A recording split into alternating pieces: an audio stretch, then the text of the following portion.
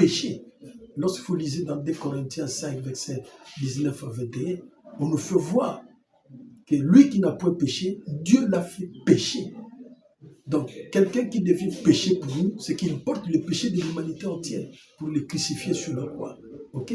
Alors, tous les autres prophètes dans le monde entier, toutes les autres confessions religieuses dans le monde entier doivent se poser la question, leur libérateur est-il péché ou pécheur? Si le libérateur d'une confession religieuse est pécheur, alors il ne peut pas sauver l'humanité. Mais si le libérateur est devenu péché, c'est-à-dire qu'il a porté le péché de l'humanité, que lui-même n'a point péché, alors c'est celui-là qui est le véritable sauveur. Raison pour laquelle j'ai privilégié dans cette chaîne, quand vous allez me suivre de temps en temps, je vais vous parler du salut et de la délivrance. Le salut comme étant primordial et la délivrance comme étant une conséquence du salut. Je crois que nous allons nous entendre là-dessus. Ce que j'ai dit est très, très, très capital. Je vous donne un exemple. Lorsque Jésus-Christ a ressuscité Lazare, on a retiré la pierre, mais Jésus a dit retirer la pierre. Ils ont retiré la pierre qui est le symbole de l'incrédulité. Mais il a dit, Lazare, sors! Lazare est ressuscité, Lazare s'est réveillé. Est-ce qu'il avait l'odeur de la mort? Non, il avait l'odeur de la vie. C'est pourquoi dans le cortège de Jésus, nous avons l'odeur de la vie. Dans le cortège de Satan, nous avons l'odeur de la mort.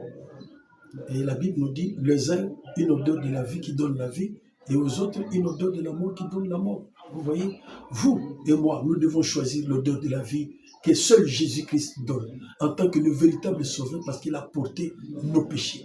Il est devenu péché pour nous, et il a crucifié, il a condamné le péché sur la croix, afin que le péché ne domine plus. Alors, celui qui est dans le cortège de Jésus, le péché ne va pas dominer sur sa vie. Je vais terminer mon exposé. Lorsque vous lisez Ézéchiel 28, vous allez vous retrouver que un ange qu'on appelait le chérubin protecteur, qu'on appelle aujourd'hui Satan, il avait aussi un cortège. Dieu lui a donné tout un cortège. La Bible nous dit que Satan marchait sur les pierres précieuses.